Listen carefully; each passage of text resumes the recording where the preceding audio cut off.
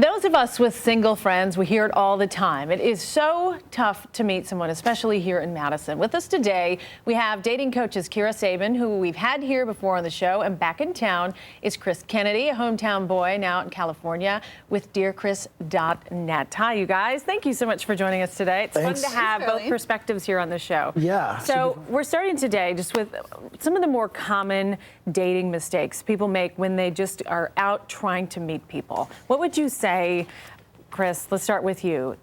For women, what are some of the things you would say are common mistakes when you're trying to approach someone? Well, I think the one thing that women can do is they've been told they should play hard to get. And I think that to a certain point that may work, but at the same time, if you're not giving anything towards the guy, if you're not giving him any type of eye contact or anything that lets you know that you are interested in him, he will eventually walk away and go on to somebody else. And then they think, well, I don't get it. Why? I thought I was playing hard to get. But if you don't show some interest or give him some reason to stay there, he'll move on to the next thing, because that's what guys do. All right, Kira, what about you? True words have never been spoken. You know, I always say that it's really important. You would never expect one person to be a big part of a relationship. You should never expect one person to make the approach and do everything. You know, I think it's important that if you see somebody you like, smile, make eye contact, let them know it's okay for you to come over and talk to me. And ladies, let them know if you're having a good time and enjoying the conversation. Say so. Yeah, that would be great. So if you're enjoying the conversation and you really want to see if maybe this is going to go somewhere, what would be some critical questions or things to look for when you first meet someone to see if you really do want to take it that step further and meet that person out again?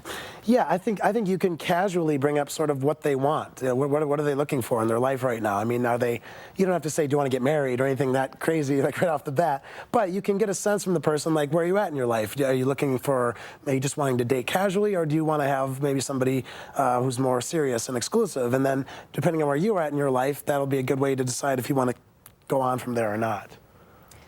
I totally agree. You know, just through casual conversation, there's so much that you can learn by watching body language, by just really listening to their answers and asking the right questions. They don't have to be the intense questions right away, but just kind of easy questions that are letting you know what their personality is and what their goals are. And normally you can tell that pretty quickly, can't you, if it's going to be a good fit? Because a lot of people, I think especially as you get older, you don't, I hate to use the term waste time, but be discerning. Be discerning. So beat them out, let's be honest. Figure those things out and move on if it's not a good fit. What about for somebody that hasn't been out in the dating scene for a long time? Have both of you been working with people who maybe have been married for a number of years, back out? I mean, what are some of the more, I guess, the bigger don'ts that you would tell people to not do? One of the things I think, it's always tough when you haven't dated in a long time. I think people make it out to be a really big deal, like it's this big monster. And I think the biggest thing they have to do is relax and just realize they can just get back into it. It's just having conversations with people. They've done that in the past. They can do it again.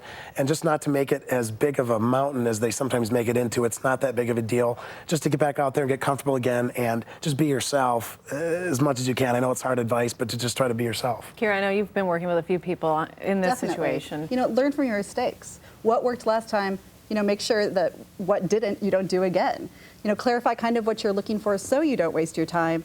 And then more importantly, have fun with it. You know, you're out there, you're dating again, and it doesn't have to be a job interview and it doesn't have to be awful. And it may be important to clarify what you don't want to repeat. Definitely. So that makes it all the easier to get back out there. Thank you both very much for your insights. We appreciate it. We're going to have links to both of your dating websites on our web channel, NBC15.com.